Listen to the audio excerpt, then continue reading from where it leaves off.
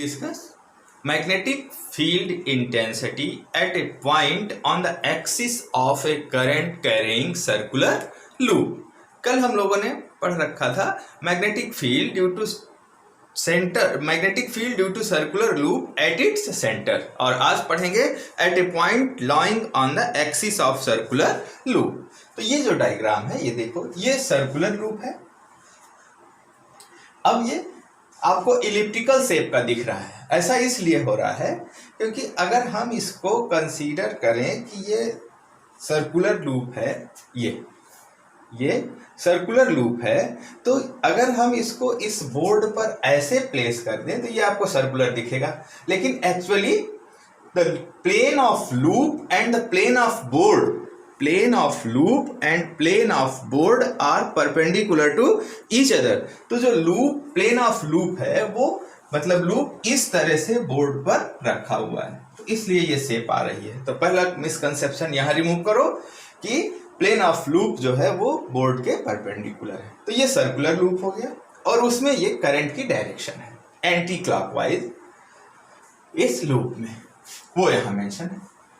Here we have considered a current element IDL, a small length in the direction of current IDL, ये current loop है, and we will apply Biot-Savart law to evaluate magnetic field at a point lying on the axis of loop। ये इसका centre हो गया loop का। तो इस loop के सेंटर से जो लाइन पास कर रही स्ट्रेट वो इसकी एक्सिस होगी। तो इसके एक्सिस के किसी पॉइंट P पर at a distance small x from the centre of loop we want to find the magnetic field intensity due to entire loop. But to evaluate magnetic field intensity due to entire loop we first consider an current element. तो IDL ये small length का current की direction में कोई current element हुआ। Let it produces magnetic field at P of intensity dB. ये जो small length है ये पॉइंट पी पर मैग्नेटिक फील्ड डीबी प्रोड्यूस करता है। अब डीबी प्रोड्यूस कर रहा है तो इसको सॉल्व करेंगे। अब देखो यहां से ये हमारा आर हो जाएगा। आर मतलब वही रेडियस वेक्टर जिसको आपने सर्कुलर लूप में कंसीडर किया था पिछले वीडियो में, या शॉर्टेस्ट डिस्टेंस। तो यहाँ जो शॉर्टेस्ट डिस्टेंस होगी वो स्मॉल आर होगी। कैपिटल आर ये लूप की रेडियस है और एक्स परपेंडिकुलर डिस्टेंस है ओ और पी के बीच की। तो ये हम इसको राइट एंगल ट्रायंगल कंसीडर कर लेंगे। अगर राइट एंगल ट्रायंगल कंसीडर किया तो ये जो फार्मूला होगा वो हो जाएगा r square plus x square under root. तो ये आर की वैल्यू हो गई।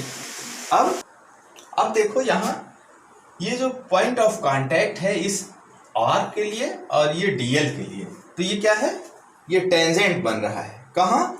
सर्कुलर लूप के सरकमफेरेंस पर, इस पॉइंट पर जहां हमने करंट एलिमेंट कंसीडर किया है। तो एंगल बिटवीन करंट या वेक्टर डीएल, तो वेक्टर डीएल वो ऐसा है और जो आर है वो ऐसा है और पॉइंट यहां टेंजेंट है। तो ये जो एंगल होगा इट विल बी 90। अब अगर ये 90 हुआ तो angle between vector dl and vector r is here 90, and in this way if we apply dB equal to μ0 by 4 pi I dl sin theta, तो theta is 90 here, sin 90 by r square ये आ गया। dB equal to μ0 by 4 pi I dl sin 90 by r square, क्योंकि ये angle जो है वो 90 हो गया। अब इसको सॉल्व करेंगे तो now dB equal to μ0 upon 4 pi I dl by r square. This is equation 1। अब ये जो dB की डायरेक्शन है वो फॉर्म रूल से, if thumb points the direction of current, stressed finger points the direction of if thumb point the direction of current and stressed finger represents the point at which we want to evaluate magnetic field intensity, then magnetic field at that point will be perpendicular to the plane।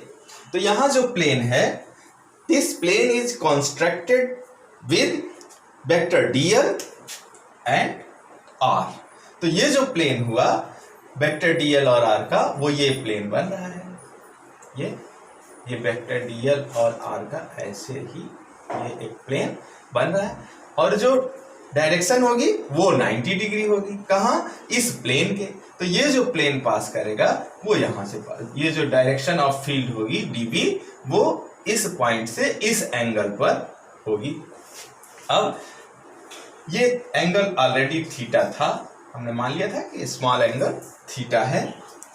तो angle theta है, ये theta हो गया, तो ये पूरा 90 था। तो ये जो हाफ पोर्शन या इसका रिमेनिंग पोर्शन बच रहा है, ये हो जाएगा 90 माइनस थीटा। ये 90 माइनस थीटा है, लेकिन ये एंगल फिर जो है वो 90 है, और ये 90 माइनस थीटा है, तो ये थीटा बच गया। तो again it is theta means angle between dB and vertical axis is theta. On resolving this dB, we have dB cos theta and dB sin theta. dB cos theta is along vertical axis and dB sin theta is along the horizontal axis, that is along the axis of loop. Again, we consider another diametrically opposite identical current element ideal, and in the same way it has again the small magnetic field dB at an angle theta. Resolving it, we have dB cos theta and dB sin theta. If we observe this resolution, then we will get that the two components of a small magnetic field intensity dB cos theta and dB cos theta acting along vertical axis are equal in magnitude and opposite in direction. Means their contribution in the magnetic field at point P will be 0. तो ये जो dB cos theta है, ये एक दूसरे को nullify कर देंगे, while their horizontal component dB sin theta are in the same direction and they will be added up. यहाँ दो करंट एलिमेंट कंसीडर करने का केवल एक ही ऑब्जेक्टिव था कि ये आपको रेजोल्यूशन के थ्रू दोनों कैंसिल हो रहे हैं ये बता दें। अदरवाइज एक ही करंट एलिमेंट कंसीडर करके इसको रिजॉल्व या डिराइव किया जा सकता है। तो अब वर्टिकल कंपोनेंट कैंसिल हो गया, तो ये हॉरिजॉन्टल कंपोनेंट आ गया dV sin थीटा। अब अगर ये हुआ तो now net field at P due to current element ideal is, say it is dB dash equal to dB sin theta. अब आप कहो कि दो dB sin थीटा है तो dB sin theta plus dB sin theta, लेकिन हम किसी एक को ही कंसीडर करेंगे और इंटायर लूप के लिए इसकी कंप्लीट लेंथ मतलब सरकमफेरेंस के लिए इंटीग्रेट कर लेंगे। या अगर आप दो लूप कंसीडर करोगे तो इसकी हाफ लेंथ के लिए इंटीग्रेट करेंगे। हाफ लेंथ ये यहां से यहां तक और फिर ये यहां से यहां तक। तो ये इंटीग्रेशन की प्रॉपर्टी है, आगे आप पढ़ोगे या अभी भी पढ़ा होगा। तो dB dash equal to dB sin theta. Now dB dash equal to mu 0 I dl by 4 pi r square sin theta. ये इक्वेशन हो गया to net magnetic field at P due to this small current element. Now total magnetic field due to entire loop will be equal to integration of dB dash for whole length. dB dash की value put करो mu 0 I dl sin theta by 4 pi और ये r, तो r की जगह ये आ जाएगा under root r square plus l square. अब ये r स्क्वायर, तो ये स्क्वायर कर दो इसको, ये हो गया r स्क्वायर की value under root r square plus s square whole square, ये आया. Now from right angle triangle in the diagram we may evaluate sin theta. So sin theta ये अब square of under root r square plus x square है, तो ये केवल हो जाएगा r square plus x square, और साइन थीटा की वैल्यू पुट करो तो ये होगा परपेंडिकुलर। परपेंडिकुलर मतलब radius of loop upon hypotenuse. Hypotenuse मतलब under root r square plus x square, जो अपना स्मॉल आर था वही उस ट्रायंगल के लिए हाइपोटेनियस बन रहा है, तो ये हो जाएगा under root r square plus x square, और यहां हो जाएगा डी है। Now B equal to mu zero I R upon 4 pi r square plus x square power 1 power half, ये हो जाएगा r square plus x square power 3/2 integration of dl for whole length, और circular loop है तो इसकी complete length वो बराबर हो जाएगी equal to circumference of the loop, therefore it will be equal to mu zero I into 2 pi r upon 4 pi r square plus x square power 3/2, cancel करो तो ये हो जाएगा 2 r स्क्वायर, फार्मूला हो जाएगा mu zero I r square upon 2 r square plus x square power 3/2, it will be equal to D. This is the total magnetic field at point P on the axis of circular loop. If the loop has n turns, then magnetic field B will be equal to n times magnetic field of single loop. So B will be equal to n times B, mu 0 I r square by 2 x square plus r square power 3/2, ये हो गया magnetic field at the axis at a point on the axis of circular loop.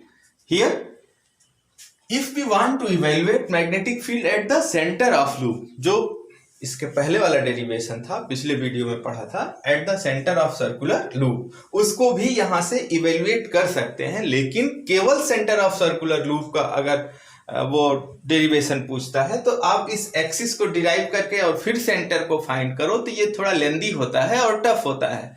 In general जो exam में पूछा जाता है वो centre loop centre point पर पूछता है, magnetic field at the centre of circular loop, तो वो प्रीवियस वीडियो है। अगर centre of circular eight the centre of circular loop पूछ रहा है तो वो छोटा सा डायग्राम बन के और छोटा सा डेरिवेशन हो जाता है, फील्ड मिल जाती है। लेकिन इस डेरिवेशन से एक्सिस और सेंटर दोनों पूछे तो पहले एक्सिस के लिए फाइंड करो और फिर कंडीशन अप्लाई कर दो, तो इससे भी आप at the centre of circular loop magnetic field find कर सकते हो।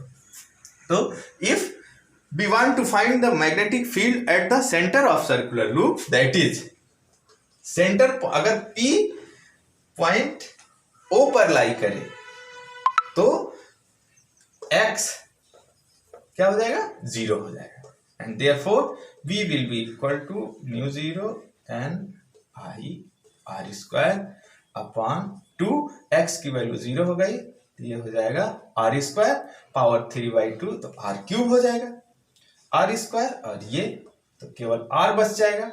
फार्मूला हो जाएगा B equal to mu 0 n I by 2r।